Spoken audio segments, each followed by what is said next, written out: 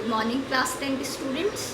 Previous classes में हमने आपका एनसीईआरटी का चैप्टर नंबर 1 स्टार्ट करा था जिसका नाम है केमिकल रिएक्शंस एंड इक्वेशंस। उसके हमने टॉपिक्स कंप्लीट कर लिए हैं। हमारे लास्ट के टॉपिक्स रह रहे हैं, उन्हें आज हम डिस्कस करेंगे। तो आज की क्लास का हमारा टॉपिक है exothermic and endothermic reaction. Exothermic reaction कौन सी रिएक्शन होती है? Those reaction in which heat is evolve are called exothermic reaction. यानी कि जिन रिएक्शंस के अंदर प्रोडक्ट में हीट आता है वो कहलाती है एक्सोथर्मिक रिएक्शन। जैसे कि यहाँ एग्जांपल दिया हुआ है आपको, एक्सोथर्मिक रिएक्शन जिसमें हीट इवॉल्व होती है। Heat is evolve 2Mg plus O2 gives 2MgO plus heat. यानी कि जिस भी रिएक्शन में प्रोडक्ट में हीट आएगी उसे हम कहेंगे एक्सोथर्मिक रिएक्शन। और एंडोथर्मिक रिएक्शन जो होता है वो जस्ट इसका अपोजिट होता है।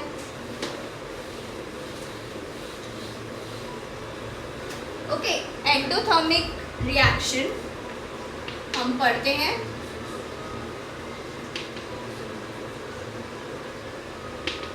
Endothermic reaction. ओके, इसमें क्या होता है? हीट इज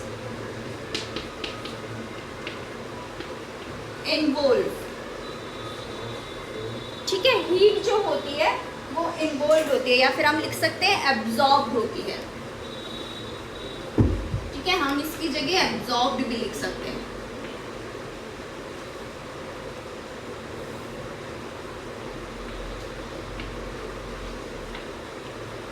अब इसका एक एग्जाम्पल देख लेते हैं हम।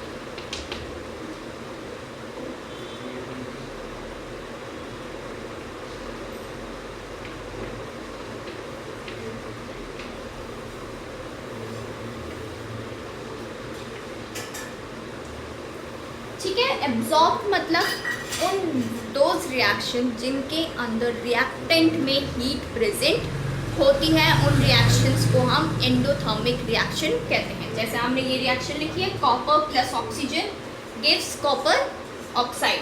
तो ये किसकी वजह से बन रहा है? कॉपर ऑक्साइड की वजह से। जब भी हम कॉपर और ऑक्सीजन को लेते हैं और उसको हीट करते हैं तब हमारा कॉपर ऑक्साइड बनता है।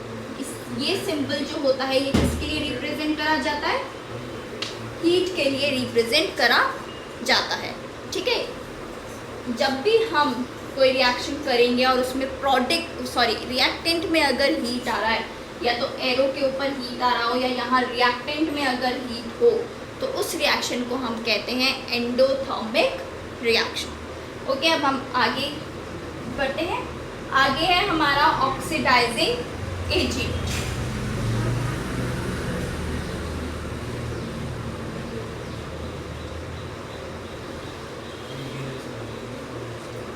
ऑक्सीडाइजिंग एजेंट वो सब्सटेंसेस होते हैं या वो एलिमेंट्स होते हैं जिनमें ऑक्सीजन ऐड होता है। फॉर एग्जाम्पल CuO, इसमें ऑक्सीजन ऐड हुआ है। Cu plus O2 gives CuO, 2Cu। इसमें ऑक्सीजन ऐड हुआ है। MgO, ठीक है, ZNO, इन सब में ऑक्सीजन ऐड हो रहे हैं। तो इन सबको, ये जो है Cu, MgO, ZNO, इन सबको क्या कहेंगे हम? Oxidising agent. ऐसे ही रिड्यूसिंग एजेंट होते हैं। रिड्यूसिंग एजेंट कौन से होते हैं? जिनमें हाइड्रोजन ऐड होता है। For example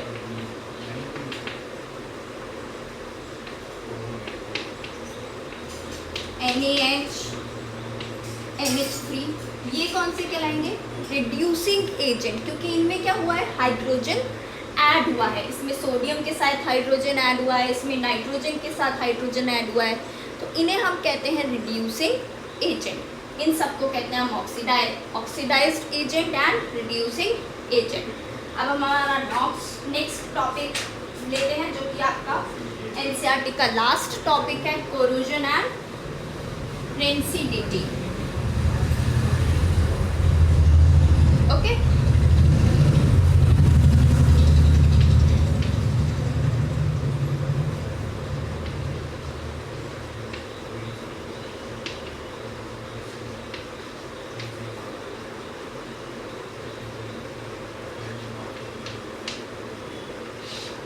corrosion and rancidity. Corrosion क्या होता है? कोरोजन को हम रस्टिंग ऑफ आयरन भी कहते हैं अदर वर्ड्स में।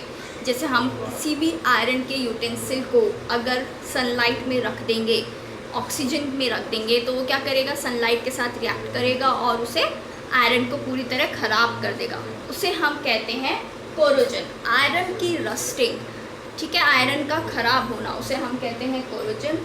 रेंसिडिटी आता है हमारे फूड के लिए। जब भी हमारा फूड बैड स्मेल देने लगता है या बैड टेस्ट देने लगता है तो उसे हम कहते हैं रेंसिडिटी। ठीक है, इनकी डेफिनेशंस हम एक बार पढ़ लेते हैं। कोरोजन क्या होता है? Corrosion are slowly eaten away by the reaction of air, water and chemicals. जब भी मेटल्स एयर से, वाटर से या फिर केमिकल से एटमॉस्फेयर के अंदर रिएक्ट करते हैं और उनकी वजह से वो डैमेज होना स्टार्ट हो जाते हैं, उसे हम कहते हैं कोरोजन या फिर rusting of iron. Okay, rancidity क्या होता है? It is the process of slow oxidation of oil and fats present in the food material resulting in the change of smell and taste in them। यानी कि food के smell और test में change आना rancidity होता है। जब भी उसका टेस्ट चेंज होता है या स्मेल चेंज होती है तो फूड क्या होता है? ख़राब हो जाता है, डैमेज हो जाता है। इसीलिए हम उसी प्रोसेस को रेंसिडिटी कहते हैं। रेंसिडिटी हम प्रोटेक्ट कैसे कर सकते हैं? रेंसिडिटी से फूड को रेफ्रिजरेटर में रख के, या फिर जैसे जो हमारे चिप्स वगैरह होते हैं उनके पैकेट में अंदर ऑक्सीजन की जगह नाइट्रोजन डाली जाती है, क्योंकि अगर चिप्स ऑक्सीजन में रहेंगे तो वो बहुत ही जल्दी ख़राब हो जाएंगे, डैमेज हो जाएंगे। इसलिए आप लोगों ने कभी देखा होगा कि हम पैकेट्स जब खोलते हैं और हम आधा अगर पैकेट खा लेते हैं और आधा छोड़ देते हैं तो वो पैकेट ख़राब होने लग जाते हैं, उसके अंदर के चिप्स। उसी को हम कहते हैं रेंसिडिटी। ओके, ये चैप्टर हमारा यहीं ख़त्म हो गया है। नेक्स्ट वीडियो में हम लोग कुछ केमिकल फॉर्मूलेज और रिएक्शंस देखेंगे कि वो हमने कैसे बनाए हैं और उनकी रिएक्शंस कैसे होती हैं, और कुछ इंपॉर्टेंट फॉर्मूलेज पर भी डिस्कस करेंगे। Okay, please like and share this video and subscribe my channel. Thank you so much class. See you in the next class with new topic।